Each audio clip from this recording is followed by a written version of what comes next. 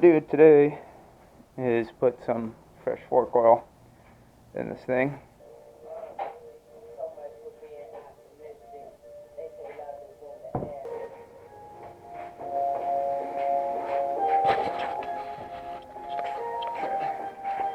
So these bolts hold the caliper on here.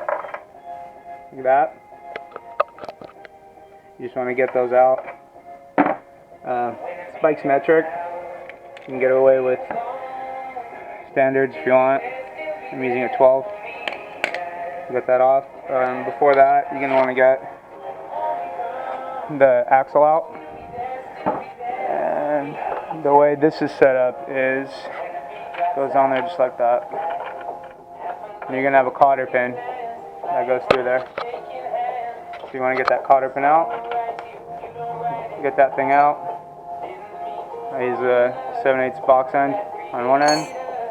And then I think it was a 17 on this end. Gets it done. Make sure you don't lose like the washer and stuff. And we're going to want to pull the wheel out. Get your hammer. Just lightly tap that thing out of there. You see it. You can see it coming out on that end. You shouldn't have to beat it up pretty hard. It should come right out. You just kind of go ahead and yank that thing out of there.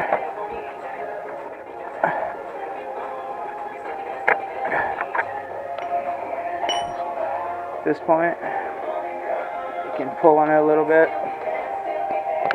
Just kind of wiggle the wheel out of there. You're going to have the spacer that sits in there. Make sure you don't lose that. Keep that over there. And you're going to pull out the speed sensor. That can hang out of the way. Make sure the calipers are hanging. Support it some way somehow. And now you can pull the wheel out.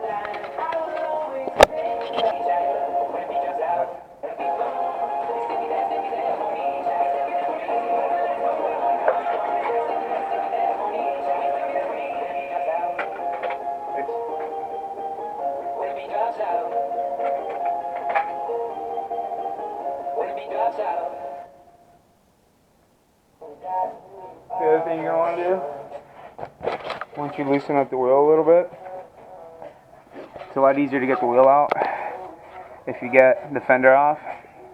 On the inside of the fender, there's two bolts. One's here, and one's on the other side. You can't see it because of this thing. Once you get the wheel loose, go ahead and undo those. It's kind of a pain in the ass to do it if the wheel is still fully attached. So get the wheel off, and then you can go through and get those guys out. Once you get this fender out, you can roll the wheel out. It's a lot easier.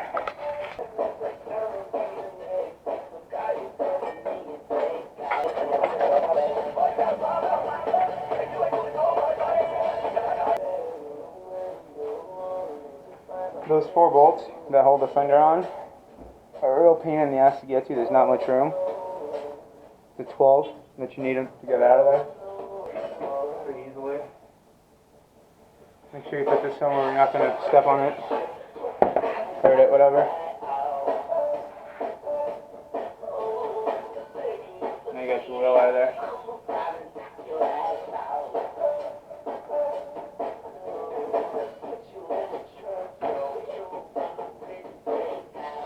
It's a good time to actually inspect the wheel.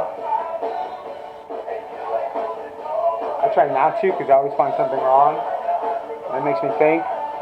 And I kind of like to be out of sight, out of mind. I know that's not what you're supposed to do, but I'd rather not know. The other thing is you will need to support the front of this thing, and the best way to do it is to put a jack under the drain pan or the filter bowl. Keep it kind of steady. Use your center stand, of course.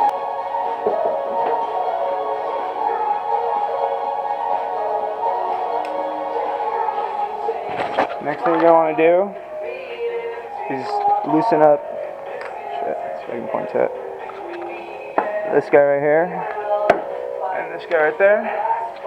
You've also got 2 more down here. These tops are 12s. I almost forgot. This is extremely important. Make sure you get a beer. Oh, that's good. Make sure you got one of those ready. But what's really important is before you actually pull the forks out, you probably don't need to do it up top, I'm going to do it anyway. Grab a Sharpie and mark where these things are sitting so that you know where to put them back. You can do the same up here. Clean it off a little bit. I'm just going to want to mark it. What you don't want to do is forget where these forks went.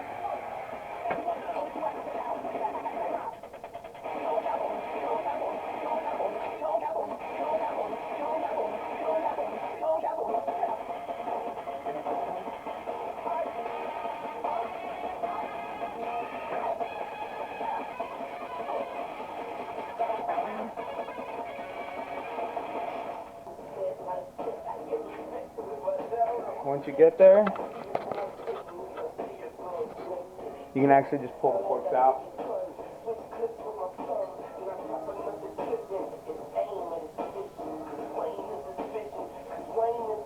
Boom. There she is. This one's a little bent. That's okay. It's not the end of the world. This is bent a little bit, and you can see it because I actually rear-ended a truck at one point. And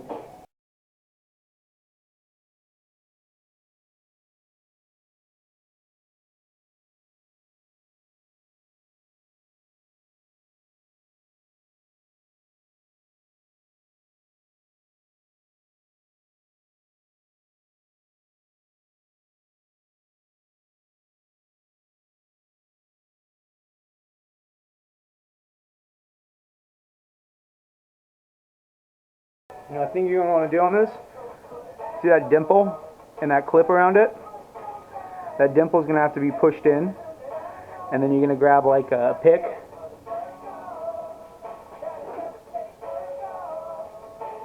Something like this. You probably use a screwdriver or whatever if you don't have it. And once you push that down, you need to just pull that out, and then your cap's going to come off. There's a few ways to put that down, push that thing down. But I'm going to show you the way I'm going to do it.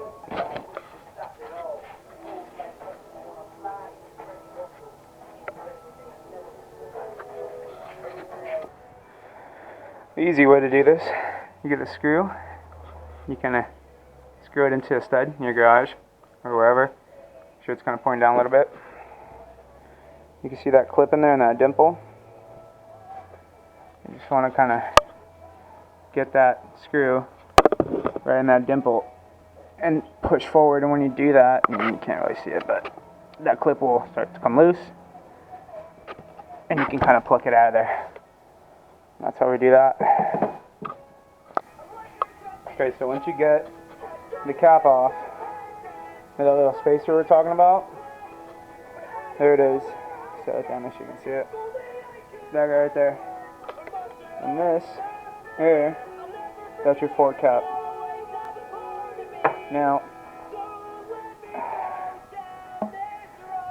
set this down here. This thing's kind of a big pain in the ass to get out. I ended up using one of these. You could probably use something else, screwdriver, whatever. These are like $1 at Harbor Freight. Okay. So, here's what you can expect to find inside the fork. You're going to find the spring, which is this fella here. On top of the spring is that little washer, and on top of that is the spacer. And on top of the spacer is where your cap's going to go. Boom. So when you assemble this thing, it's going to be like spring, this thing, spacer, that goes on top basically, and then your clip. You got an O-ring in there too. Well, Now, for the next time,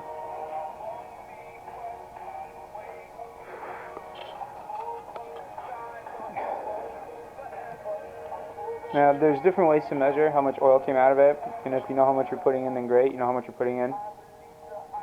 But this is kind of like my makeshift measuring cup, if I can find one.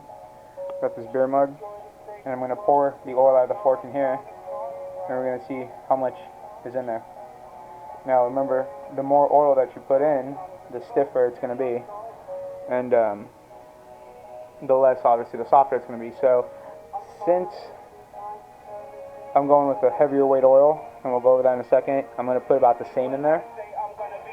If the fork was too springy and I was just replacing the original oil, I would probably put in the same. I would put in a little bit more of the same original weight oil that was in there, but since I'm going a little bit heavier, I'm going to go the same amount of oil, and I'm just going to let the extra weight of oil take care of the damping, and we'll go over the oils later. Now, something else you're going to want to do, since you're getting this thing all apart, is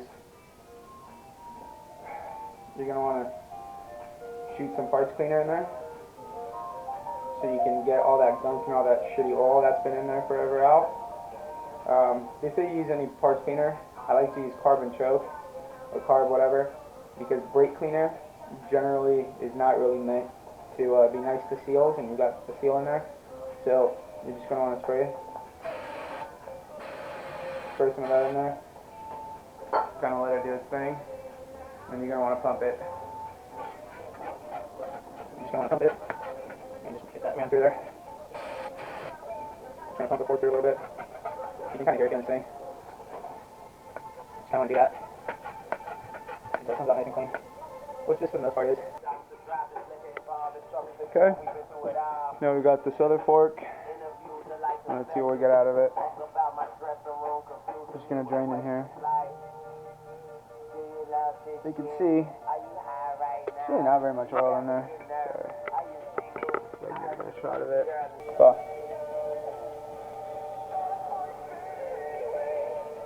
Yeah, so they say get 2 things of oil, which you probably should, just to make sure you have enough. I got this at a motorcycle shop because I want to do this tonight. You could probably order it online for cheaper. I paid $15 after tax for both. That's the weight right there. This is 15. This bike originally came with 10 weight. I didn't like it. I think it's too soft. So you're going to have to kind of research and find out what weight you need to put in yours.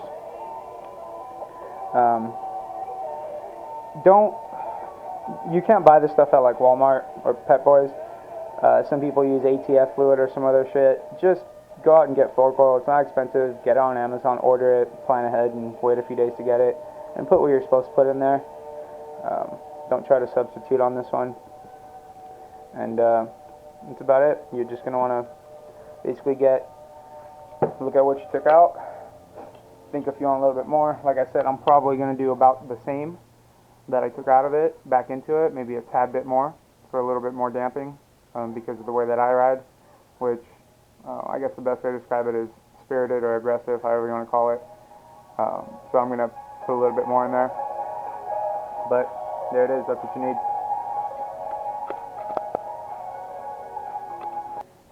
Just to get an idea. Excuse me. That's your new oil. You remember what the old oil looked like. There's your old oil. So, pretty big difference in what's in there versus what's going to go in. Once you've poured your fresh oil in there, you're going to want to pump this thing slowly a few times. And what you're doing is you're getting all the air out of there.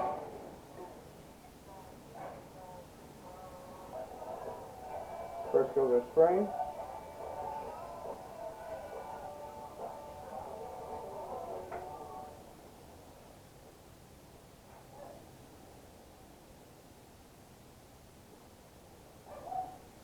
Don't forget that washer that goes in there.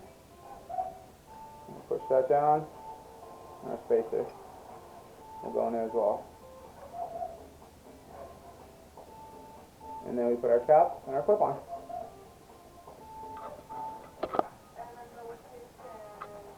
Now, putting them back is just a reverse of what you did to get them off.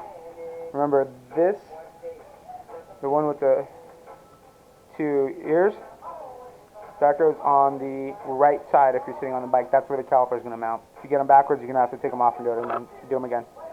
So, let's get it done.